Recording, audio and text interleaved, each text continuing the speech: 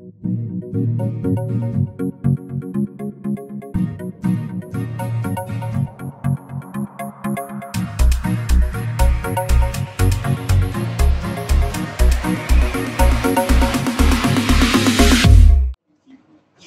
vamos a ver ahora una enfermedad que es bastante frecuente ya en nuestro medio, una enfermedad que apareció hace como 36 años aproximadamente y que ha variado bastante desde que empezamos a conocerla, y el tratamiento actualmente está viéndose en todo el país. Vamos a ver el VIH, vamos a ver lo que es SIDA, para que tengamos conceptos bastante claros y podamos manejar a nuestros pacientes. Se dice aproximadamente que en el mundo hay como 35 o 36 millones de personas infectadas con el virus del VIH, y 2/3 partes de esta población infectada viven en el África subsahariana. De tal manera que en esa zona hay como 23 millones y el resto está alrededor de este lugar. Nosotros sabemos que el primer caso o los primeros casos reportados a nivel mundial fueron en el año 81, y en el Perú el primer caso que tuvo un paciente en estadio SIDA fue en el año 83, reportado en el Hospital Cayetano Heredia, viniendo un paciente con baja de peso, con tos. El paciente estaba con diarreas, falleció lamentablemente, tenía un CD4 menor de 100, y trajeron el ELISA, que no había en Perú en esa época, para VIH, y era reactivo, de tal manera que tenemos el primer caso en nuestro país desde el año 83 hasta el momento.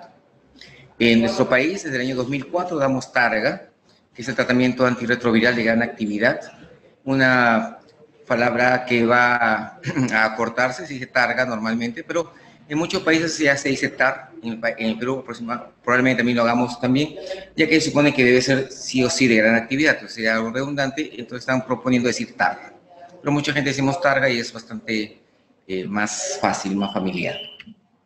En nuestro país, ustedes ven en esta diapositiva, al inicio de la enfermedad hay más rectángulos rojos, y después van a ver ustedes que la línea verde va a comenzar a subir. Los rectángulos rojos son pacientes en estadios finales, que es el estadio SIDA, pero en el año 97, que ya aparece el tratamiento antirretroviral en todo el mundo, vamos a ver que la gente ya comienza a venir más tempranamente, en estadios más tempranos, al hospital. De tal manera que tenemos gente con estadios mucho más tempranos en el hospital y ya menos cantidad de gente en estadios SIDA. Estas son diapositivas del último que se ha subido a la red del Boletín Epidemiológico del Ministerio de Salud de marzo de este año. Si vemos esta diapositiva, mayormente quienes tienen VIH son la población masculina, donde están los hombres heterosexuales y los hombres que tienen sexo con hombres, y vamos a ver que la población que más está afectada está entre los 20 a 40 años, que es la edad sexualmente activa. Sin embargo, tenemos muchos jovencitos actualmente que vienen menos de 20 años sin estadios terminales, estadios SIDA, que bastante avanzados. Si vemos esta diapositiva, vamos a ver que al inicio habían como 23 hombres infectados con VIH versus una mujer con VIH, y actualmente, al año 2017, están entre 3 a 4 hombres infectados versus una mujer infectada. Se dice que las mujeres, 2 de cada 3 mujeres con VIH lo adquieren en su casa de una vida heterosexual normal. De tal manera que mujer con VIH, que antes uno la catalogaba de trabajadora sexual, es una idea obsoleta y que no debe funcionar y no debe existir nunca.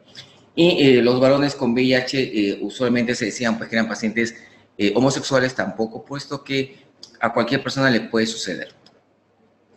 Si vemos acá en el acumulado, Lima tiene más cantidad de pacientes con VIH, debido a que Lima es la primera ciudad del país que tiene Targa, de tal manera que tuvimos tratamiento antirretroviral primero, entonces la gente venía a Lima principalmente, ¿no? Y vamos viendo que Callao, Loreto, Ica, Arequipa son zonas que tienen también bastante infección por VIH, de tal manera que nos sirven mucho las estadísticas, porque si alguien quiere trampear, se puede ir a Pasco, Puno, Huancavelica, que no hay VIH. Vamos a ver en la parte de acá que tenemos 3 formas de transmisión. La principal en nuestro país es vía sexual, 97%. La vertical, mamá a los niños, 2%. Y la parenteral, que usualmente en nuestro país es simplemente por transfusiones sanguíneas, es 1%. A diferencia de otros países, que por ejemplo Chile o Argentina, que tienen pacientes que se drogan vía endovenosa, esta parenteral viene 30 hasta 40%. En nuestro país básicamente esto es sexual, así que las cosas raras que la gente piensa de que estornuda, agarra un papel o se sienta en la misma silla, no tiene nada que ver con esto. En Lima, le puse esta diapositiva ya que nosotros somos el hospital, estamos en la parte norte de Lima. Nosotros justamente atendemos San Martín de Porres, Rímac, Los Olivos y Comas. De tal manera que nuestra zona es una zona que hay muchos pacientes con VIH, de tal manera que nuestra emergencia, decir que tiene VIH para nosotros es que tiene gripe, porque es bastante la población, entonces ya estamos acostumbrados a verlos, y no como en otros lugares que alguien viene con VIH y totalmente se ponen nerviosos, no saben qué hacer, se olvidan hasta de que son médicos, etcétera, y no atienden bien a los pacientes. Acá el tener VIH no tiene mayor trascendencia. Entonces, para recordar, esta es una célula de defensa, es una célula dentro del grupo de los linfocitos, y este se llama el CD4. Y el CD4 justamente va a ser quien va a atacar el virus del VIH. Este virus del VIH es un retrovirus. Este retrovirus se va a meter a la célula. Tiene un ARN como material genético. Con el uso de la enzima transcriptasa reversa, este ARN se va a convertir en ADN. Y justamente el ADN se va a meter al ADN de la célula CD4. De tal manera que cada vez que esta célula se multiplique, va a multiplicar al virus del VIH sin querer queriendo muchas veces. Entonces, a mayor cantidad de virus, menor cantidad de CD4, debido a que para multiplicarse requieren estas células y por lo tanto, mientras más bajo sea el CD4, más alta debe ser la carga viral. No hay una relación exacta, no podemos decir a tal CD4 hay tal carga viral, eso no existe. Sin embargo, vamos a ver ahora la razón. Entonces, cuando nosotros veamos que tiene poco CD4, debemos intuir que la carga viral es alta. En estos años se ha podido ver qué lugares ataca el VIH. El VIH va a venir, va a agarrar los receptores, va a fusionar la membrana, va a usar la transcriptasa reversa, como vimos hace un rato, para poder duplicar su material genético y meterse al núcleo. Se mete al núcleo, se integra al mismo, sale del núcleo, se traduce, se ensambla, esto comienza a madurar y se va. Entonces, al conocer nosotros cada uno de estos lugares, se han podido hacer los fármacos que van a atacar cada uno de estos lugares. Para mí, dentro de la charla, esta diapositiva es la más importante y es justamente la que todo el mundo debe prestar atención. Creo que esta es la BD de la charla, porque hay que conocer exactamente quién es mi paciente, ante quién me estoy enfrentando y qué está pasando. Nosotros tenemos normalmente defensas que son los CD4 entre 1000 a 1200 aproximadamente. Algunos laboratorios también 400. Pues la idea es que tengamos más de 1000 normalmente. ¿Okay? Los que no tenemos VIH, tenemos cero de virus. El virus en el cuerpo se va a medir como carga viral. La cantidad de virus en el cuerpo de la persona con VIH se llama carga viral. Quienes no tienen VIH, tenemos cero de carga viral. Entonces, supongamos acá que agarramos una jeringa con VIH e inoculamos a una persona, ¿no? Bien mala gente. Lo inoculamos acá y esta persona va a comenzar a tener cada vez más virus en el cuerpo, ¿ok? Y las defensas van a ir bajando porque el virus se multiplica dentro del CD4. Esta cantidad de virus va a hacer que el cuerpo forme defensas. Defensas que en este caso no van a ser útiles. Y justamente el ELISA para VIH lo que va a medir son defensas contra el VIH. Entonces la persona que está infectada va a comenzar a producir defensas. Entonces, lamentablemente, las personas no formamos defensas rápidamente. Un 60% la va a formar aproximadamente en 4 semanas, de tal manera que yo puedo estar infectado acá recién, me hago un ELISA y el ELISA va a ser negativo. Y la razón, obviamente, es porque no formé las defensas, que son justamente lo que mide el ELISA. Entonces, hay personas que no van a formar defensas rápidamente, no forman anticuerpos y tienen un ELISA negativo. Esta carga viral se incrementa en gran cantidad hasta que llega a la seroconversión. Se dice que más del 95% al 6º mes ya son ELISAs reactivos. De tal manera que en este momento, al 6º mes, ya todo el mundo que esté infectado por VIH tendrá un ELISA reactivo. Y este es lo que llamamos el periodo de ventana. El periodo de ventana es el tiempo desde que se infectó hasta que todos son positivos. De tal manera que en muchos lugares, por ejemplo, cuando quieren operar a alguien, piden un ELISA para VIH y sale positivo, no lo operan.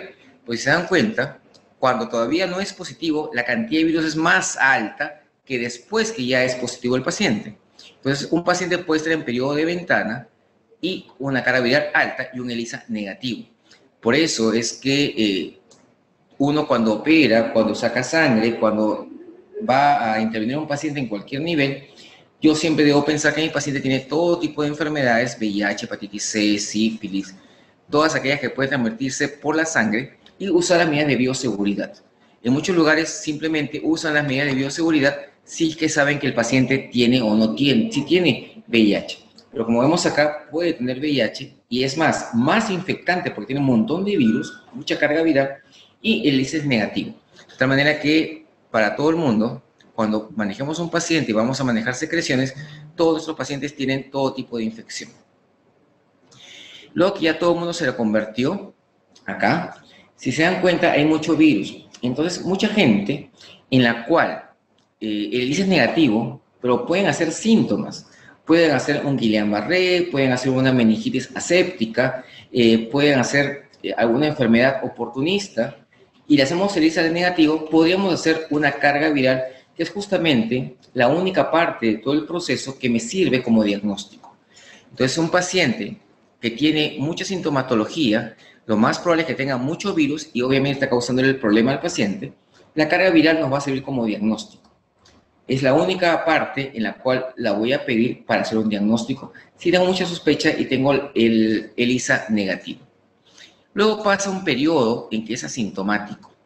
Eso implica que no tiene ningún síntoma y la razón es que los CD4 todavía lo están defendiendo. El CD4 baja por año aproximadamente entre 100 a 150, aproximadamente. Pero obviamente si tiene más carga viral va a bajar mucho más rápido. Entonces la persona tiene infección y está bajando el CD4 poco a poco. Mucha gente piensa que el virus está dormido y que lo llaman los portadores, y este portador no se enferma, porque como es portador, el portador se supone que lo tiene y nunca se va a enfermar. Totalmente falso. No se enferma porque todavía tiene defensas que lo van a proteger. Luego llega un momento más o menos en que el CD4 es como 350 y la gente puede comenzar a bajar de peso sin explicación, no está haciendo dieta, puede presentar 2 diarreas. Mucha gente tiene diarreas y dice, bueno, fui a comer a la calle, yo trabajo en la calle, comí en un restaurante que no conocía y eso me causó mucho problema, pero comienza a darse cuenta que las diarreas duran pues una semana, un mes, 2 meses, 3 meses, y ahí es justamente cuando ya se preocupa. Y el tercero es que pueden comenzar a aparecer en los pacientes cándida en la lengua, en la boca, y eso es una condición que también nos puede orientar, lo que llamamos el muget oral. Recordemos que desde que tiene VIH, el paciente en cualquier momento puede hacer tuberculosis y en cualquier momento puede presentar herpes zóster. No tiene nada que ver con el CD4. Luego seguimos bajando al valor de 200 y de 200 para abajo a esto se llama estadio SIDA. Entonces SIDA no es una enfermedad, SIDA no es algo que mata al paciente. El SIDA es el estadio en el cual el paciente tiene de 200 CD4 hasta 0. Pues SIDA es un estadio. Entonces, cuando el paciente está en estadio SIDA, lo que va a pasar es que las defensas son tan bajas que le pueden dar infecciones que normalmente no dan, lo que se llaman infecciones oportunistas. Las infecciones oportunistas son lo que pueden matar al paciente. Entonces, cuando alguien dice tiene SIDA, realmente está mal dicho, porque no tiene SIDA, está en un estadio SIDA.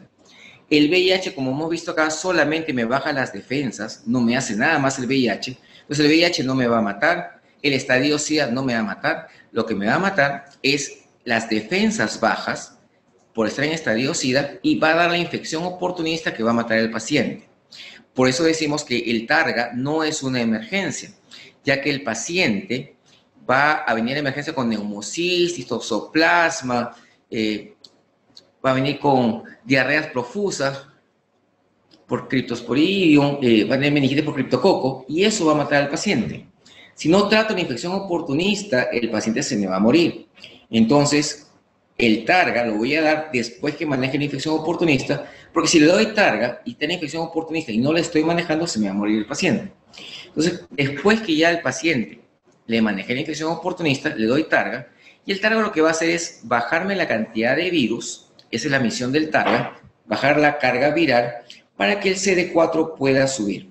Entonces el paciente va a recuperar su CD4 al valor que tenía antes de enfermarse. Lamentablemente, no sabemos cuándo va a ocurrir eso. Hay gente, ahora tenemos muchos pacientes que tenemos ya más de 15 años con el tratamiento y que siguen en 200. Hay gente que empezó con 1 y está en 100. Hay gente que empezó en 1 y está en 1000. Entonces también la subida no tiene un patrón o un ritmo que uno pueda decir. Se dice que mínimo debe subir 50 por año, pero la idea es que el tratamiento me va a controlar el virus. Entonces el Targa me sirve para bajar la carga viral. Entonces cuando yo le doy el control al paciente de la carga viral, que es un valor indetectable, quiere decir que el tratamiento está funcionando. Secundariamente voy a ver cuánto está SD4. Si funciona o no funciona el Targa, es carga viral. Entonces, esto, por favor, si tienen alguna duda, vamos a manejar al final. Y es justamente la parte que uno tiene que ver. Si el paciente viene con una infección oportunista, lo más probable es que tenga menos de 200. Entonces, no tengo que esperar que me manden el CD4 del INS, nada. Ya sé que está en estadio SIDA. Entonces, voy manejando la infección oportunista y voy a comenzar a manejar al paciente. Puedo sacar la muestra de sangre y mandar la muestra de sangre para que me diga cuándo tiene CD4, carga viral, que se demore un día, 2 días, un mes, un año, no me importa, porque ya por teoría, al tener la infección oportunista, está en este lugar. Hay muchos lugares que esperan que el paciente le llegue el CD4 para ver cuánto tiene CD4, pero la teoría dice infección oportunista, es estadio SIDA, y eso es menos de 200.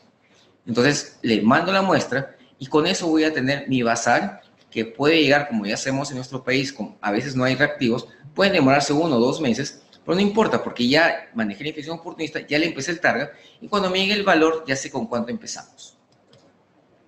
Entonces, aquí hay algunas drogas que vamos a manejar. Vamos a ver los receptores, estamos antagonistas del correceptor CCR5, Stremaraviro, tenemos inhibidores de fusión, el enfuvirtide, los inhibidores de la criptasa reversa, los inhibidores de integrasa que están ahora de moda y con lo que se empieza a nivel mundial, el ratigravir. Tenemos los inhibidores de proteasas, donde está pues el opinavir que manejamos en Perú, el atazanavir que manejamos acá en Perú, hasta dronavir y todo lo que terminen en vir, para atacar al paciente en alguno de estos puntos con las drogas que vamos a manejar.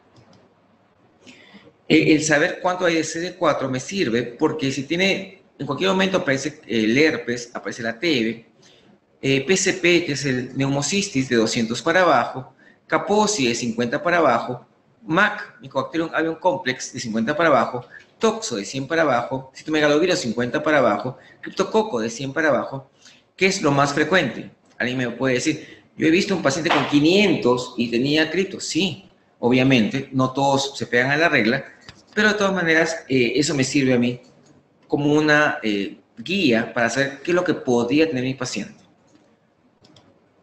A todo paciente que tiene VIH tengo que descartarle tuberculosis, ya que van estas de la mano, y todo paciente con TB debo descartarle VIH. Recordemos, las formas de transmisión son simplemente 3. Sangre, relaciones sexuales y la madre gestante a los hijos. En la sangre está la transfusión de sangre, el compartir las jeringas, los fluidos corporales. En la parte sexual, todo lo que son los líquidos corporales, semen, flujo vaginal, el sexo sin preservativo, y la madre e hijo durante el embarazo, durante el parto y la lactancia materna. Antes, una mujer que tenía VIH, la posibilidad que su hijo nazca con VIH si no tomaba Targa era hasta de 40%. Actualmente, una mujer con VIH con Targa, la posibilidad que su hijo nazca con VIH es menos de 1%. Entonces, todas las gestantes con VIH empiezan Targa sí o sí. Le pedimos 50.000 exámenes, no importa cuándo demore, empecemos el Targa ya. La paciente llega hoy día a la posta, llega hoy día, mi centro de salud llega acá al hospital. Lo que hacemos acá, llega la paciente a PROCETS y la mandamos de frente a consultorio, le empezamos el Targa y le vamos pidiendo todos los exámenes que necesitamos, ya lo van trayendo, y el Targa va empezando antes de que llegue todos los exámenes porque no podemos retrasar una posibilidad que yo sé que puede transmitir VIH, debo de bloquearla desde inicio. Toda la parte administrativa, eso ya lo veremos después, y manejamos el VIH. Va a haber mucha gente que va a preocuparse por infinidad de situaciones. Yo estuve capacitando en VIH a nivel nacional del 2006 al 2008. Viajé por todo el país y me contaban pues sin mil cosas que pasaban. Había gente en ciertos lugares del país que el paciente que se sentaba en el consultorio sacaban la silla, le echaban alcohol, lo ponían en el sol para que se muera el VIH. Había un señor en la caja de emergencia que el paciente iba a pagar, el señor tomaba aire, no respiraba, no lo miraba, no le hablaba porque pensaba que le iba a transmitir el VIH al hablarle, le hacía muecas como si fuera ciego y lo botaba. Yo tuve acá, me acuerdo, hace como más de 10 años, una técnica que un paciente me trajo una caja de chocolates y la técnica me dijo, uy, ¿se ven ricos los chocolates, doctor? Digo, sí. ¿Están buenos los chocolates, doctor? Sí. Obviamente quería que le invitara un chocolate. Así que le invité un chocolate, lo agarró y me dijo, ¿dónde lo compró? Le dije, el paciente que acaba de salir me lo acaba de dar. Y pum, me tiró el chocolate. Le dije, ¿qué pasó? Doctor, es que él tiene VIH. Y él lo ha tocado. Entonces, tenemos mucha gente que todavía tiene metido en la cabeza cosas que no tienen que ser. Es sangre, relaciones sexuales y la madre-hijo. Si le doy la mano a alguien, ¿le doy la mano con sangre? No. Si le doy la mano a alguien, ¿tengo sexo? No. Después quizás, pero en ese momento no. Si le doy la mano a alguien, ¿quedo embarazado? No. Entonces, dar la mano no transmite VIH, ¿no? Si yo le doy un papel a alguien, ¿le mando un papel con sangre? No. Si le doy un papel a alguien, ¿estoy teniendo sexo? No. Quizás se lo pida, pero no tengo sexo ahí. Si doy el papel a alguien, ¿me quedo embarazado? Tampoco. Entonces, siempre que ustedes le pidan, porque le van a pedir 100.000 situaciones, la más cómica fue a mí que me dijeron, una señora, doctor, que tenga VIH y deja una gota de sangre en una taza de baño, ven otra señora y se siente justo, y tengo una heridita justo en esa zona. Entonces, si es sangre, obviamente puede transmitir. Pero ustedes se ponen a pensar, ¿qué mujer va a un baño público y se ve la taza sucia, se va a sentar? Imposible, la mujer es imposible. Una de mis enamoradas tenía cistitis, cada vez que íbamos a salir, íbamos a 50 baños, porque ninguno le gustaba, estaba feo, estaba cochino, estaba mal pintado, se veía feo, olía feo. A diferencia de los hombres que estamos tomando un par de chelas y cualquier lugar sirve como baño. También las mujeres son mucho más sensibles y obviamente esas cosas no van a ocurrir.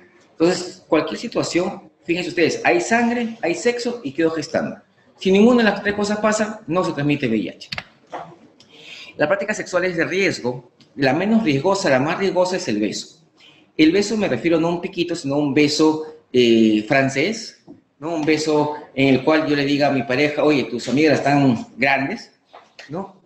Que puede haber sangre, puede haber algo. O si no, la saliva se supone que no transmite VIH. La saliva tiene algo que protege contra el VIH, pero si hay sangre sí puede haber, porque la sangre es un posible transmisor. Y más riesgo, los pacientes que tengan un sexo anal receptivo, sin protección, ya que el ano no está preparado para recibir al pene, y obviamente puede haber lesiones, puede haber sangrados, y puede haber también semen que se puede quedar ahí. Entonces, la más riesgosa. Entonces, hay que tener mucho cuidado. Entonces, cuando ustedes vean a alguien, cuando uno diga tiene una relación de riesgo, no significa que sea homosexual, no significa que sea trabajadora sexual. Una relación sexual de riesgo es no usar protección. Yo me puedo acostar con 50.000 mujeres, pero no uso protección, ese es mi factor de riesgo. No es que sea lo máximo, ¿no? Por mi cara bonita tengo 50.000 placas por todas partes, sino que no uso protección, ese es el factor de riesgo. La gente tiene ahorita sexo arriba, abajo, derecha, izquierda, es su problema, pero que use protección. ¿Okay? Entonces, olvidémonos de las cosas pasadas, el no usar preservativo es el factor de riesgo. ¿Qué pruebas pido para el VIH? Pido un ELISA, y el ELISA se confirma con un Western blot, y el Western blot que me va a decir realmente si hay o no infección por VIH. Vamos a hacer ahora una diapositiva en el cual el ELISA puede dar falsos positivos o falsos negativos. Las pruebas rápidas, que son ELISAs que tenemos en las emergencias para las gestantes, después debe confirmarse con un ELISA convencional y si sale reactivo, confirmarse con el Western blot. Entonces, para yo saber que alguien tiene VIH, lo que tiene que tener es Western blot positivo. Las pruebas de uso casero en nuestro país no se han permitido porque necesitamos una hoja con un consentimiento del paciente y que debo explicarle. Todavía, aunque usted no lo crea, mucha gente piensa que tener VIH es que se van a morir mañana, piensa que el tratamiento que es gratuito, piensa que es caro, piensa que tiene que comprarlo, porque no saben que el tratamiento es gratuito en los hospitales del Ministerio de Salud, en los hospitales de salud, de las Fuerzas Armadas y Policiales. Incluso pueden comprarlo y mensualmente máximo gastan 250 soles quienes quieran comprarlo. Entonces, mucha gente todavía tiene esa cosa en la cabeza, o sea, tengo VIH, me voy a morir mañana, no tengo plata, y pum, se pueden suicidar. Y eso existe. Por eso que hay que hacer un consentimiento informado explicándole al paciente qué es el VIH, cómo se contagia, qué va a pasar, dónde se puede atender, de tal manera que también a la gente que va al hospital y piensa que tiene VIH, con esa explicación, entre comillas, se va a concientizar que sí, pues podría tener infección porque ha tenido un factor de riesgo que le vamos a explicar durante la consejería. Hay gente que no le gusta que lo pinchen, hay gente que no le gusta la sangre, que le saquen muestra de sangre. Hay VIH ELISAs en saliva, y hay en el Perú es OraQuick. En orina, hay en el mundo, todavía en el Perú no ha llegado todavía en orina. Entonces también ahí podemos medir anticuerpos para la gente que no le gusta el pinchazo, pero igual para vuestro blog lo vamos a pinchar, así que no hay problema. Vamos a ver también que mucha gente tiene relaciones de riesgo y está todos los días pensando, mando el Western Blot al INS, se demora un año. Me acuerdo que en Iquitos tuve que darle al paciente la noticia que el Western Blot se lo reactivo, se lo tomaron en mayo, yo fui a Iquitos en diciembre, imagínense, junio, julio, agosto, septiembre, octubre, 7 meses, el pobre me vino todos los meses a ver si tenía o no tenía VIH. Entonces podemos hacer un antígeno P24, cuesta como 100 soles en un lugar privado. El antígeno P24 es una proteína que mide 24 Daltons y esa proteína del virus yo la puedo detectar en la segunda semana. Entonces, alguien que, y le va a tocar gente demasiado preocupada, sobre todo los colegas de salud. Yo tengo un colega psiquiatra que se pincha acá en el hospital, todos los días me llama y todos los días lee cuando se pincha. Y cuando él da consejería le dice, no pasa nada, olvídate, no hay ninguna posibilidad. Y cuando me llama me dice, he leído que el 0.00000% puede haber. Entonces, los colegas son los más histéricos, los más asustados. Acá le decimos pitis, los más asustadizos. Entonces, un P24 en la segunda semana ya lo calmamos tranquilamente. El PCR lo usamos para los niños. Recordemos que cuando el bebito nace con los anticuerpos de la mamá. Entonces, si yo le hago un ELISA a un bebé, me puede salir ELISA reactivo, porque me está midiendo las defensas contra el VIH que tiene la mamá. Entonces, a los bebés se le hace un PCR, se le hace realmente 2, para hacer el diagnóstico, y el ELISA se hace todavía al año y medio, que ya no hay anticuerpos de la mamá. Entonces, el paciente, podemos también con esa prueba saber si tiene o no tiene VIH, y la carga viral me dice, pues, cuánto de virus tiene el paciente. Me importa mucho la carga viral porque más de 100.000 en virus, que se llaman copias, más de 100.000 copias, el paciente va a ir rápidamente estadio SIDA. Entonces, más de 100.000 me asusto porque este paciente va a avanzar rápidamente. Y el CD4 me va a decir pues, cuánto de defensas tiene para saber pues, si está en estadio SIDA o está mucho más alto para ver cuánto tiene mi paciente y prepararme para ayudarlo. Si ese es activo, lo que pasa con el ELISA es que le vamos a tomar en la prueba de sangre el ELISA por 2 y después hacemos un Western Blot. El Western Blot me va a decir si no hay ninguna banda, o sea, no mide el virus, es negativo, y positivos tiene las proteínas que ustedes están viendo ahí en la diapositiva, la glicoproteína 120 o 160 más la glicoproteína 41 o 24. Indeterminado se parece a alguna de estas, pero no todas completas. Normalmente un indeterminado es un paciente que está en proceso de salir positivo, pero de todas maneras, si me sale negativo el ELISA y el Western Blot y estoy seguro y no tengo posibilidad de hacer una carga viral, le tomo las 2 pruebas al mes para confirmar si hay o no hay una infección. Y lo malo es que tengo yo pues falsos positivos y falsos negativos. Un falso positivo es alguien que se acaba de vacunar contra la influenza, por ejemplo, y me puede dar un ELISA reactivo. Entonces, hay que tener mucho cuidado. Puede tener virus de hepatitis B y también me puede dar falso positivo para hepatitis B, para hepatitis A. Hemos visto gente con ELISA reactivos que tienen lupus. Hay gente con ELISA reactivos por otros retrovirus, dígase HTLV1, un falso reactivo. Gente que tiene sífilis, me puede dar un falso reactivo. Un paciente en falla renal crónica, un trasplantado, alguien con una reacción alérgica muy severa, como un Steven Johnson. Entonces, por eso es que debo confirmarlo siempre con un Western blot.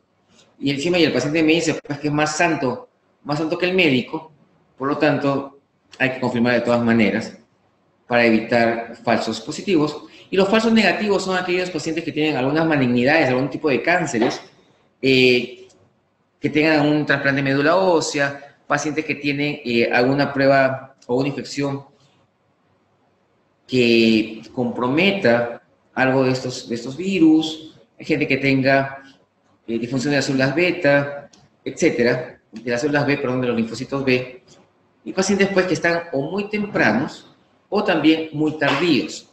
En esos dos extremos de la infección puedo tener un falso negativo. Entonces me va a servir mucho el antecedente de un contacto sexual de riesgo para poder ver esto, ¿no? Nosotros hemos visto en muchas partes, por ejemplo, en el país tenemos una colega que tiene un ELISA reactivo y lo que tiene es lupus. Entonces, mucho cuidado con esta parte, porque todavía existen en ciertos lugares, pues, gente que le hizo un ELISA reactivo y lo primero que le dicen es, ¿qué habrás hecho? O, ¿te lo mereces? Esas cosas no tienen nada que ver, porque un bebé que nazca con VIH, porque la mamá tiene VIH, ese bebito no se mereció nada, ni hizo nada. De tal manera que nosotros, como médicos y como personal de salud, a todo el paciente se maneja como cualquier enfermedad, sin hacer prejuicios ni ningún tipo de comentarios, simplemente es saber qué está pasando con mi paciente. Entonces el Targa es una medicación que tiene por lo menos 3 drogas que pueden estar mezcladas en una sola o pueden estar por separadas. El equipo que da Targa en todos los hospitales del país está formado por un médico, una enfermera, un personal de enfermería, de servicio social y de psicología. Los 4 pasa por los 4 obligatoriamente para poder dar Targa. Aparte, obviamente, va a pasar pues, por oftalmología, por neurología, por nutrición, por todo el resto, pero quienes van a dar el primer paso para que el paciente pueda ser candidato al tratamiento son estos 4. De tal manera que ahí podemos determinar, por ejemplo, si el paciente estuvo con tuberculosis, por ejemplo, si es un buen adherente al tratamiento o no, si el paciente consume drogas, si el paciente tiene una situación social muy mala, entonces yo digo, a lo mejor no me sigue el tratamiento. Entonces los 4 va a poder dar una alerta para tener este paciente sí o no. Recordemos que el Targa, todo paciente con VIH tiene derecho al Targa. Entonces, si yo soy un drogadicto, si yo soy un violador, si yo soy lo peor del mundo, tengo derecho al Targa. Así que por esa parte no podemos quitarle a nadie. Entonces, lo que sí podemos hacer es alargar un poco las cosas, tener más controles antes de empezar el Targa, porque si alguien pues, consume drogas, lo más probable es que no me siga el tratamiento. Entonces, vamos viendo al paciente y vamos poco a poco chequeando. El Targa lo damos en todo el país. Ya veo, a nivel nacional hemos hecho ya capacitaciones. Pues todo el país da Targa. Y la razón de dar 3 drogas es que en el 87, cuando empezó la acidobudina, vimos que la carga viral del paciente bajaba, pero nuevamente comenzaba a subir. Entonces, quienes estamos, pues, como en mi caso, en más de 50 años, hemos visto esta época donde decían pues, que el virus se multiplicaba, hacía mucha resistencia, había mucha mutación. Entonces, en el 94 comenzaron a dar 2 drogas y vimos que la carga viral bajaba más, pero nuevamente comenzaba a subir la carga viral, por tanto, 2 drogas no servían. Y en el 97 comenzaron a dar el HART, que es el Targa en inglés, incluyendo inhibidor de proteasa, y vimos que la carga viral bajaba, sigue baja y se mantenía baja en el tiempo. De tal manera que a partir del 97, todo el mundo que está en tratamiento antirretroviral tiene mínimo 3 drogas a más. Para hasta este año, tenemos 6 familias de retrovirales, que las 3 primeras las tenemos en Perú. Es un inhibidor de nucleócidos o nucleótidos de transcriptasa reversa, los inhibidores no nucleócidos y los inhibidores de proteasa. Y las otras 3 familias, que son los inhibidores de fusión, inhibidores de entrada, inhibidores de la integrasa, la podemos pedir al comité de expertos, también podemos tenerlas, no hay ningún problema, pero en Perú usamos las 3 primeras. Y ustedes leen las recomendaciones de OMS que salieron el mes pasado, los mejores países que tienen un tratamiento mejor y menor cantidad de resistencia son los países que empezamos con menos drogas. O sea, nuestro sistema que empezamos con poquito está muy bien hecho, debido a que si empezamos con todas las drogas que podemos utilizar, como en muchos países, y el paciente no toma los retrovirales, nos va a tener un problemón para posteriormente hacer el tratamiento. Sin embargo, acá todavía podemos manejarlo tranquilamente y podemos saltar unos pasos para que el paciente siga con el tratamiento básico. ¿Y para qué doy tratamiento antirretroviral? Para bajar la carga viral a nivel detectable.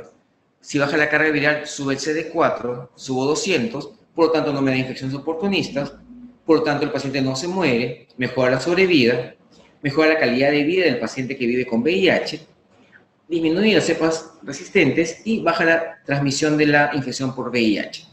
Entonces, estas cosas nos ayudan bastante y el paciente lo que va a cambiar en su vida es que a partir de ahora va a tomar una pastilla toda su vida hasta que Diosito se lo lleve, como si fuese hipertenso o como si fuera un diabético.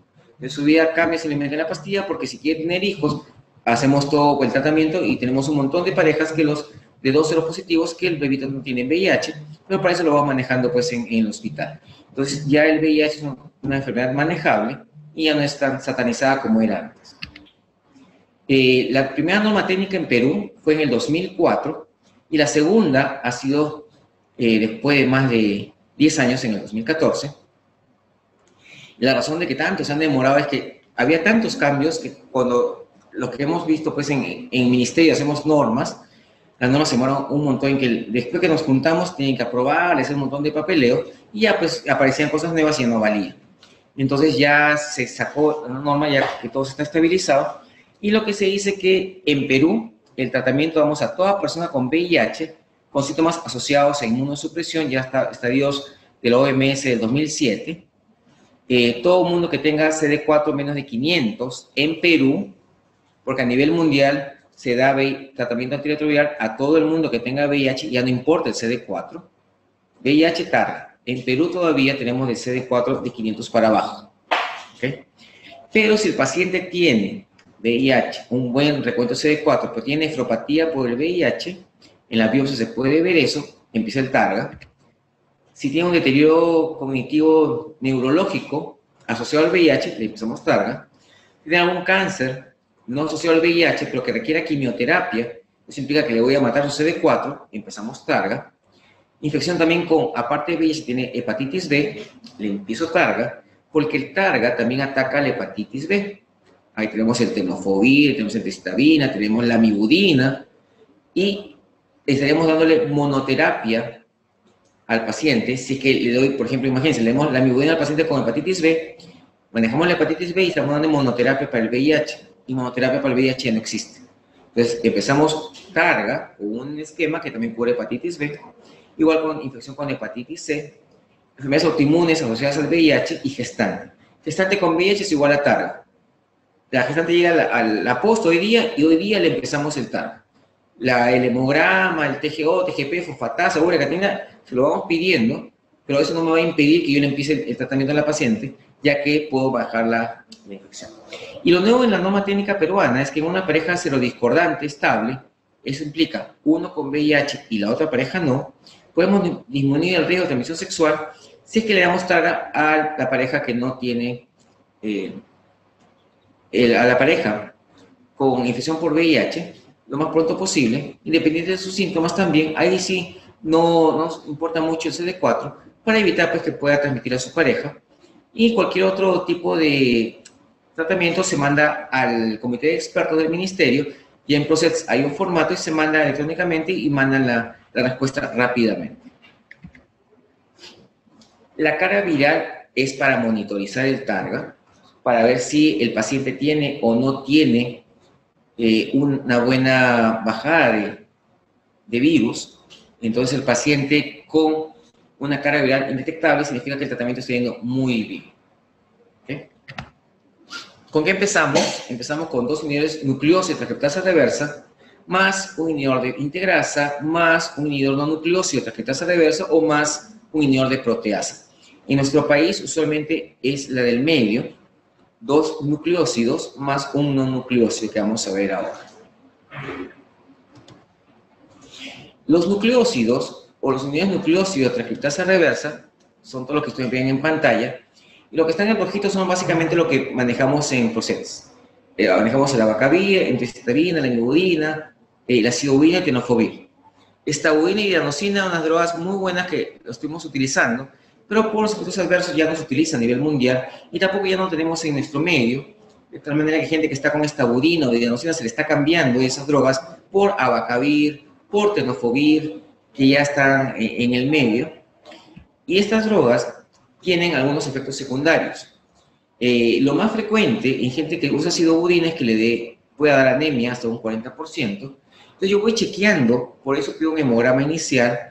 Si tengo un hematocrito de 10 para abajo, perdón, una hemoglobina de 10 para abajo, usualmente no empiezo con sidobudina porque si baja la hemoglobina no puedo manejarlo rápidamente. Entonces la idea es ir chequeando pues cada 2 semanas. Dianosina y estabudina ya no lo usamos. El abacavir me da rash cutáneo hasta un 3%, igual como se daba antes la nevirapina. Tenofovir, cosas muy generales, dolor de cabeza, diarrea, náuseas. Y ampicilina igual. Por ser estos inhibidores nucleócidos, pueden dar acidosis láctica a cualquiera de ellos y puede dar también lipodistrofia a largo plazo cualquiera de ellos. Yo les recomiendo que los pacientes cuando le comiencen a explicar esto, le expliquen en forma muy general, porque si le dicen, te va a dar anemia, el paciente el día siguiente va a la consulta y dice, doctor, tengo anemia. O sea, ni tomó la pastilla, no han pasado 12 horas, ya está en la consulta. Te va a doler la cabeza. Al día siguiente está ahí todos los días como chicle pegados ahí. Entonces díganle, si aparece algo nuevo que normalmente no te aparece, vienes a la consulta antes de tu cita. Acá hemos tenido pacientes que le decíamos, puede doler la cabeza, todos los días venían. Y cuando le decíamos alguna cosa rara, venían las 2 semanas a su control y decía, sí, doctor, me dolía la cabeza, pero como siempre me dolía la cabeza, no le hice caso. Entonces son cosas que uno va manejando poco a poco ya con la experiencia. Los no nucleócidos que actúan también al mismo nivel de transcriptasa reversa, ahí tenemos a la nevirapina, el efavirenz, de la virdina, etravirina y ripivirina. Los dos primeros se usaban mucho acá en el Perú. Nevirapina, hay un estudio que se llama 2N, funcionaba igual que efavirenz, solo que nevirapina costaba, imagínense, $1 y efavirenz costaba 20. Entonces, vamos a ver que al inicio usaban mucho la nevirapina porque era mucho más cómodo. Sin embargo, había hasta un 18% de gente que hacía rash térmico. Y al ya no poder darle otra droga a la misma familia, pasamos a inhibidor de proteasa. Pasamos de un esquema simple que costaba al año como 300 soles a un esquema que al año costaba como 20.000 soles al Estado. Entonces, salió más conveniente usar el efavirenz, que es lo que se usa a nivel mundial, y este efavirenz es con el que empezamos ahora. El efavirenz tiene algunas cosas, entre comillas, fuertes, que es que al día siguiente el paciente va a estar como si estuviese borrachera, va a estar medio somnoliento, como cuando uno hace guardia y al día siguiente está con sueño, no puede pararse, o se pone a escribir y se queda con la mano ahí en el aire, y va a tener sueños sexuales. Esos sueños sexuales son sueños vívidos, igual como sueños de terror, y el paciente sueña pues, que tiene sexo con la enfermera de proceso, con la técnica, con el médico, con todo el mundo, está feliz de la vida, pero después se da cuenta pues que ya en las siguientes semanas se acaba eso. O sea que tener mucho cuidado de decirle pues, que son sueños vívidos.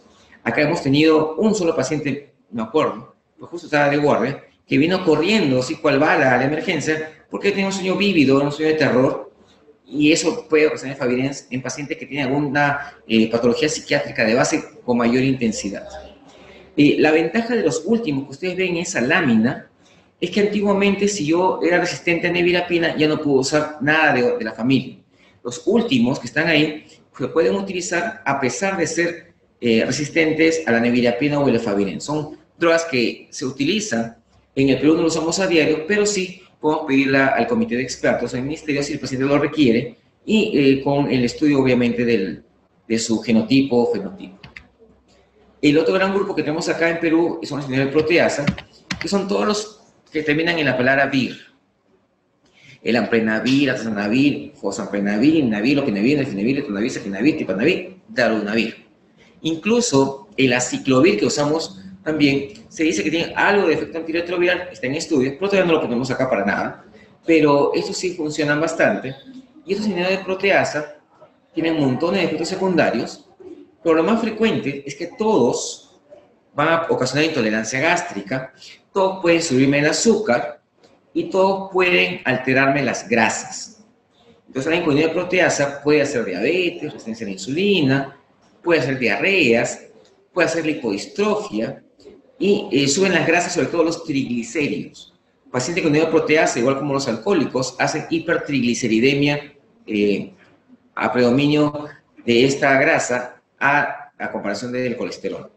Y lo más frecuente que vemos aquí es que la gente con lopinavir hace diarreas, el atazanavir me da los ojos amarillos, eso es por la bilirrubina indirecta que se va a incrementar, que no le va a hacer daño al paciente, pero sí lo va a poner amarilla las escleras y obviamente va a estar el paciente pues asustado. Iniprinavir me da cálculos renales, fosfoprenavir rash dérmico, tipranavir hepatotoxicidad y radunavir también puede dar rash dérmico. Esta es la hipodistrofia, y la hipodistrofia es como que si la grasa de afuera se chupara y se va hacia el abdomen, como una barriguita chelera, como vemos acá, o puede hacia la espalda como una jorobita. Y si ustedes ven cualquier persona que es muy delgada, con rasgos muy finos, por más flaco que sea la persona, siempre tiene su bolita de Bichat. Fíjense acá, este paciente que tiene lipodistrofia no tiene bola de Bichat. Entonces, esto es lo que tiene, es lipodistrofia. Hay un personaje que ustedes han visto en televisión, que no puedo decir su nombre, sale todos los sábados, se viste de cholas, no puedo decir su nombre, y este paciente, en un momento de su vida, apareció en la televisión demasiado chupado, y lo que hace ahora está bien, si ven en la parte de los cachetes, le brilla bastante, es porque se ha implantado, en esa zona se puede implantar grasa. Es una reacción de los inhibidores de proteasa. Antes de la norma, del 2014, todo el mundo usaba efavirenz más lamivudina o anticitabina más sidobudina o tenofovir. Pues en nuestro país usamos efavirenz, lamivudina y sidobudina.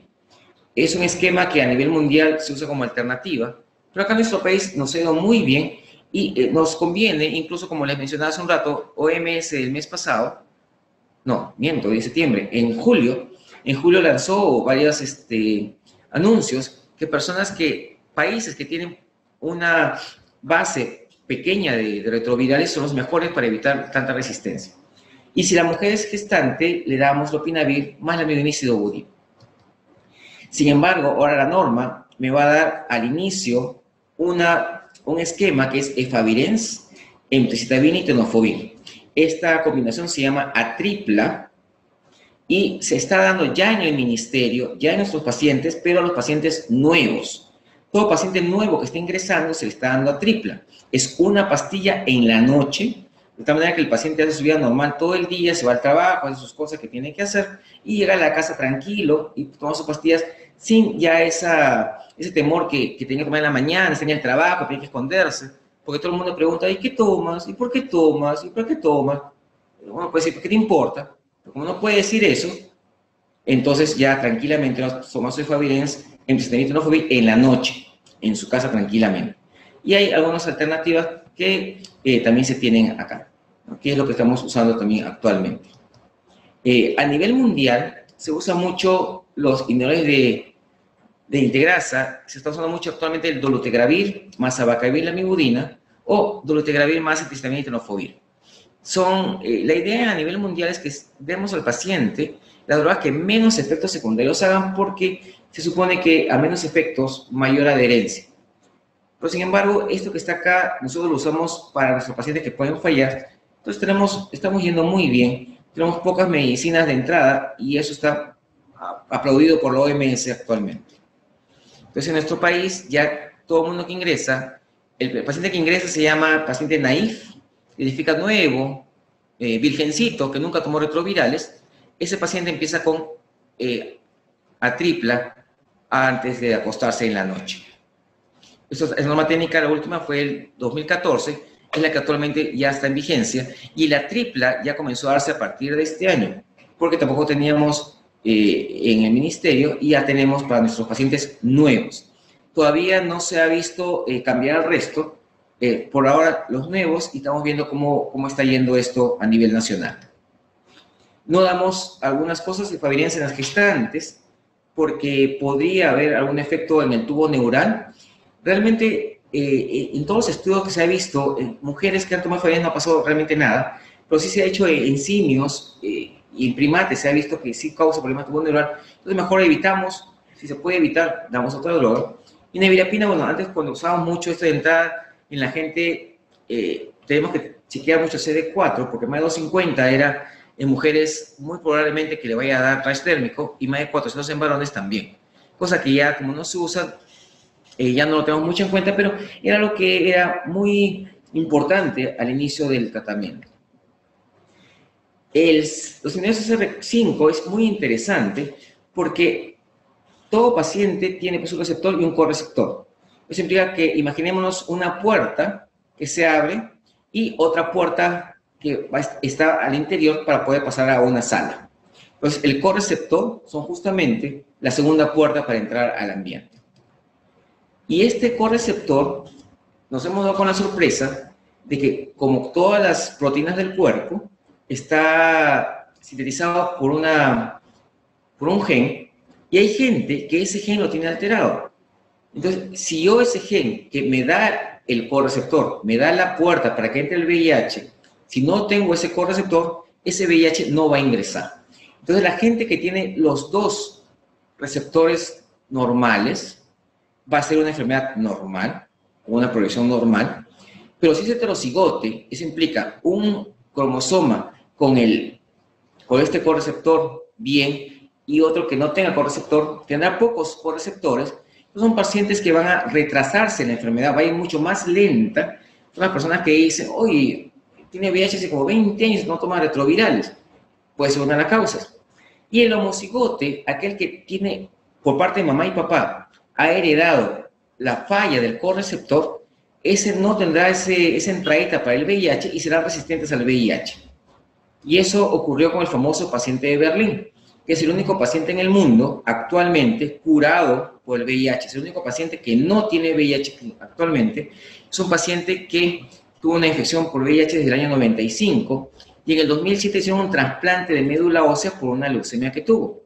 A este paciente le mataron todos los CD4, pues recordemos que los CD4 también entran en latencia en el sistema retículo endotelial, o sea, están escondiditos, entonces a esos no mueren. Y al ponerle una médula nueva, justo le pusieron una médula de alguien que no tenía ese correceptor. Entonces, iba a formar nuevo CD4 sin este correceptor. Entonces, este paciente, después que le hicieron el trasplante, ya nunca más tuvo VIH porque no tiene células con el correceptor. Entonces, es una prueba de que una forma de poder bloquear esta infección es esta. Luego hicieron lo mismo, pero con gente que no tenía la médula ósea con esta mutación, y posteriormente se dieron cuenta pues, que los CD4 escondidos por todas partes le volvieron a dar VIH. Entonces, la gente que tiene la mutación son bastante, se podría decir, valiosos para poder hacer trasplantes en algunos pacientes que lo requieran y evitar la infección por VIH. La integrasa es la que impide que se integre al ADN de la célula. Los inhibidores de entrada para que no entre el virus. ¿Y cuándo damos una terapia de rescate? ¿No? ¿Cuándo falla? Entonces, esta lámina salió el mes pasado, entonces publicó OMS, porque tenemos muchos conceptos. Este es el último concepto que ha aparecido ya. Yo tengo una carga viral por encima de 1000 copias en 2 mediciones consecutivas con un intervalo de 3 meses. Voy a ver que este paciente puede estar fallando. Entonces, vamos a permitir una pequeña cantidad. Si hay falla inmunológica, significa que el paciente no sube los CD4. Entonces, los pacientes tienen un recuento menor de 250 con niveles que no suben por encima de 100. Pero si la carga viral está indetectable, seguimos con el tratamiento.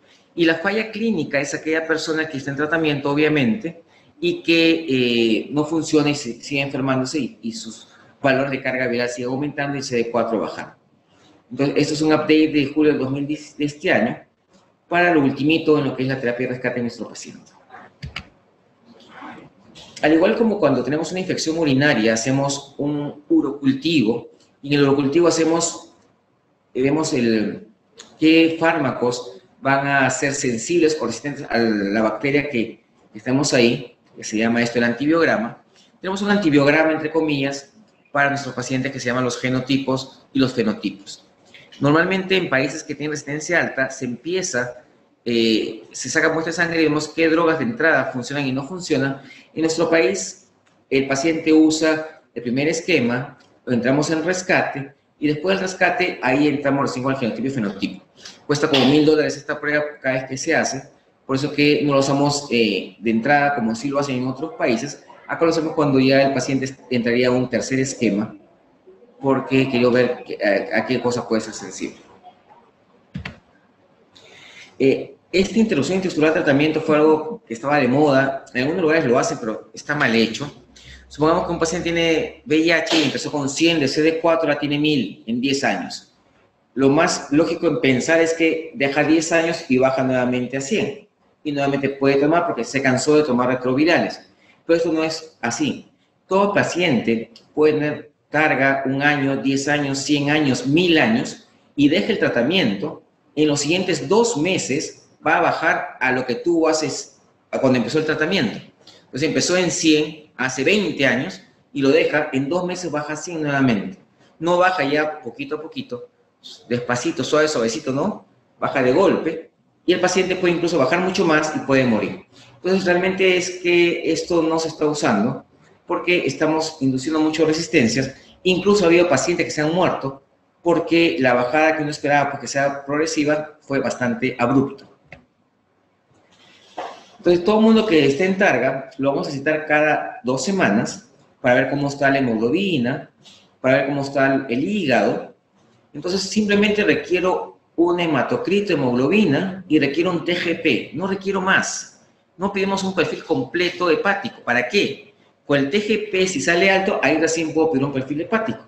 Pues yo tengo un TGP, lo normal está 50, y sale pues en 40, 30, bacán, no tengo que gastar plata por gusto. Y luego hacemos los controles de CD4 y carga viral. La carga viral se toma al tercer mes, al sexto mes y al año, y después cada 6 meses, y el CD4 al inicio y cada 6 meses. Entonces, todo esto vamos a ir chequeando con los controles que tenemos con el paciente. Y obviamente decirle al paciente que si aparece cualquier cosa, venga a la consulta y cualquiera lo vamos a ver porque esa es la idea de que formamos un equipo. El paciente es quien toma el tratamiento y el médico es quien lo va a supervisar y la idea es trabajar en equipo para que vaya muy bien el tratamiento. Esta es una guía que dejamos en los hospitales. Todos los hospitales tienen esta guía para pacientes que tienen VIH, no están en Targa, o estoy en la posta, en la punta de un cerrito y no tengo laboratorio y viene con diarrea. Pero lo primero que yo le pregunto al paciente es si toma Bactrim o cotrimoxazol por día. Me dice no. Empezamos el tratamiento con cotrimoxazol para Isospora belli, que es la más frecuente de los patógenos que causan diarrea en nuestro medio. Citosporidium es el más frecuente en Estados Unidos, en nuestro medio es Isospora belli, y damos una terapia cada 8 horas por 5 días. Si responden, perfecto, seguimos con la terapia por 10 días. Si no responden, le agregamos metronidazol. Aquí vamos a bloquear a Clostridium, vamos a bloquear Giardia, Entameva, que es muy frecuente en nuestro medio. Y si mejora, completamos 10 días. Y si no mejora, entramos en las quinolonas, donde trabajamos con norfloxacina o cipro más frecuente en nuestro país. Si funciona en 10 días, si no funciona, ya pasamos a la parte sintomática para la diarrea. Podemos usar algunos productos que pueden bloquearla y ya pasamos a que le hagamos pues, una colonoscopía, una biopsia colónica, una biopsia intestino delgado y vemos pues diferentes coloraciones para ver qué más podría haber. Recordemos que alguien podría tener en nuestro medio pues, tuberculosis a nivel intestinal, puede tener histoplasma, puede tener citomegalovirus, muchas enfermedades a ese nivel. Pero vamos a ver, desafortunadamente, en muchos lugares el paciente que tiene pues baja de peso, tiene diarrea, tiene factores de riesgo y le hacen 50.000 cosas y después que los explotaron, le dejaron sin plata, recién hacen un ELISA para VIH y lo mandan al hospital. Y uno le dice, vas a un hemograma y el doctor no me alcanza la plata. ¿Por qué? Porque todo lo gastó anteriormente. Entonces, realmente la idea es que empecemos siempre, cuando alguien tiene una diarrea, buscando lo más frecuente en nuestro medio, que puede ser pues, bacterias, puede ser parásitos. Somos un país bastante rico en este tipo de patologías. Y después, si no, en mi estudio no va avanzando, no, ya le pedí parasitológico, le pedí una reacción inflamatoria, le he pedido un copro funcional, ya no funciona, ya podemos pasar a hacerle a un procedimiento más extenso. ¿Por qué me preocupo por la TB? Lo que pasa es que la TB es una enfermedad que va a estar asociada con el VIH. Tener VIH incrementa el riesgo hasta 10% por año. En cambio, si yo tengo mi PPD alto, puedo hacer TB hasta un 10% de por vida. Acá es por año, es bastante frecuente. Y el riesgo de morir por tuberculosis es 2 a 4 veces mayor, sin importar el CD4 del paciente. La TB aumenta la replicación del VIH por un factor de 160, dicen la literatura. Recordemos que por día se multiplican por 1 por 10 a la 9 virus por día. O sea, por día tenemos 1.000 millones de virus más diariamente. Aumenta la carga viral, baja el CD4 y la progresión a estadio-SIDA va a estar en los siguientes 6 meses a 14 meses. Entonces, tengo VIH, descarto TB. Tengo TB, descarto VIH. Son ya normas establecidas por estas razones. El tratamiento es el mismo y la duración es el mismo como cuando no tenemos VIH, ¿no? Es un paciente que tiene una TB pulmonar, son 6 meses, una TB linfática, pleural, 6 meses, ósea, articulación hasta 9 meses, una pericarditis 6 meses y sistema nervioso va entre 9 a 12 meses. En esta diapositiva podemos ver que cada colorcito, PCP aparece menos de 200, toxoplasma, cripto, menos de 100, Kaposi, citomegalovirus y MAC, menos de 50. Entonces, esto me va a servir como una guía, no es una cosa establecida que por tener una cantidad va a tener una infección, es totalmente falso. Recuerdo una persona que le tomaron un CD4 y estaba en 80 y tantos, la colega dijo, está mal tomado el CD4. Digo, ¿por qué? Porque tiene 84 y no tiene enfermedad. Bueno, pues no la tiene. O sea, el tener 84 no significa que tiene que tener infección oportunista. El que tener 84 significa que puede tener más probabilidad de infección oportunista. Entonces, yo me debo de apurar más en empezar el Targa para que no le vaya a dar infección oportunista. Y para terminar acá con los tratamientos para infecciones oportunistas, tenemos el neumocistis con cotrimoxazol, critosporidium, anfotericina B más 5-fluorocitocina y posteriormente con fluconazol. 5-fluorocitocina normalmente no lo usamos porque es muy tóxico hematológicamente, solamente anfotericina B y va muy bien. Toxoplasma, siempre usamos sulfadiacina más pirimetamina más ácido folínico. Sin embargo, sulfadiacina no hay en el país, pirimetamina hay que conseguirlo en el INEM y ácido folínico también, y es caro. Lo que usamos es cotrimoxazol y funciona igual. Yo tengo muchas llamadas de mucha gente que me dice, doctor, ¿dónde consigo sulfadiacina? Y yo, ¿para qué? Con un cotrimoxazol suficiente. 10 por kilo, mañana y noche, por 8 a 10 semanas. Citomegalovirus, ganciclovir, critosporidium damos Targa, microsporidium, albendazol, es el tratamiento ideal, también puede ser cotrimoxazol, isosporaveris, ciclospora, cayetanensis, cotrimoxazol, y MAC, damos etambutol, rifabutina y claritromicina, ya tenemos MAC. Acá hemos reportado ya pacientes con tuberculosis, VIH y MAC, así que ya tenemos MAC en nuestro país, hay que tener mucho cuidado. La razón de poner en rojito el cotrimoxazol es que todo paciente que tenga 200 de CD4 para abajo, debo darle profilaxis y le damos una pastilla de cotrimoxazol forte diario hasta que tenga 200. ¿Y para qué funciona esto? Para evitarle que le dé neumocistis, para evitar que le dé toxoplasma, para evitar que le dé microsporidium y la isóspora y ciclóspora. Entonces, lo vamos a proteger a mi paciente para evitar que tenga alguna infección oportunista en algún momento de su carrera. Para la cándida oral, clotrimazol, nistatina, ya ustedes manejan esta parte muy bien. En lo personal, le prefiero darle fluconazol una vez por día, porque a veces no saben hacer los enjuagues y se desespera. Una semana de fluconazol. Para cándida esofágica damos hasta 400 por día. Y hay pacientes incluso que se dan mucho más, por 2 a 3 semanas. No se asusten por eso. Hay gente que dice, no, le va a dar algo hepático, porque si están pensando en algo hepático, que puede ocurrir, hagan un control hepático cada 3 días. Y en los más severos se puede dar anfotericina B. La gente que tiene vulvacunitis por cándida, se le puede dar clotrimazol tópico en crema o en óvulos Muchas mujeres no saben usar esto, así que podemos darle fluconazol. 1 diario sí que es suficiente, pero démosle 5 días y controlamos la candida por todas partes.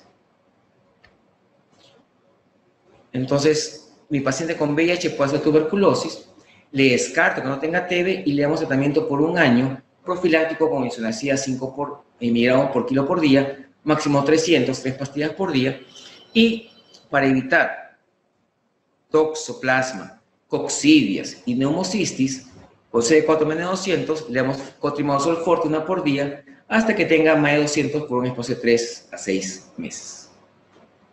Bien, entonces con esto es todo lo que es VIH y vamos a ver algunas pruebas, algunas preguntas que vamos a ver. ¿Qué prueba se utiliza para el inicio del TARGA? Entonces acá hay dos alternativas. En nuestro medio, para el inicio del TARGA sería el CD4. ¿Ok? Entonces el CD4 para nuestro medio, pero a nivel mundial, para el inicio del TARGA se usa mucho el Western blot, porque ya tiene que tener VIH sin importar el CD4. Entonces, cuando tengan esta pregunta, pues, ¿dónde? ¿Acá en el Perú o afuera? Entonces, a nivel mundial, ¿tiene VIH? ¿Cómo sé que tiene VIH? Por el Western blot positivo. Perfecto. ¿Qué familia de fármacos está asociado con la alteración de la expresión del coreceptor CCR5? Y acá tenemos a los inhibidores de la entrada, ¿no? Ahí está la respuesta.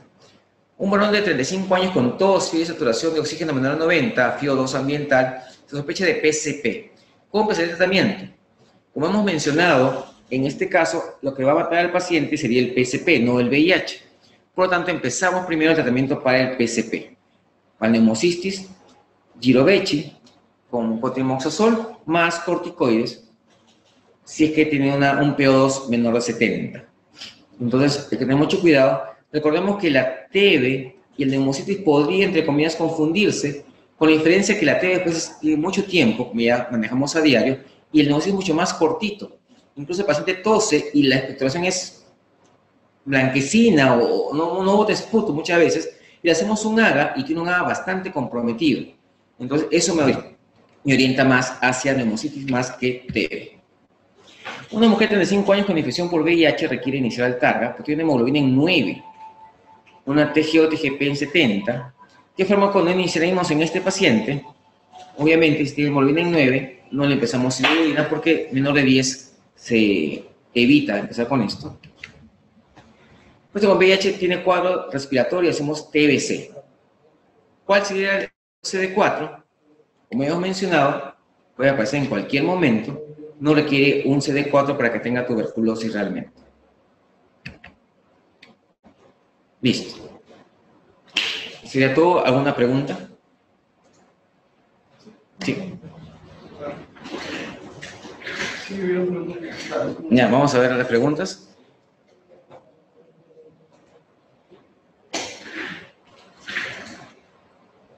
A ver, pásame las preguntas. Por favor.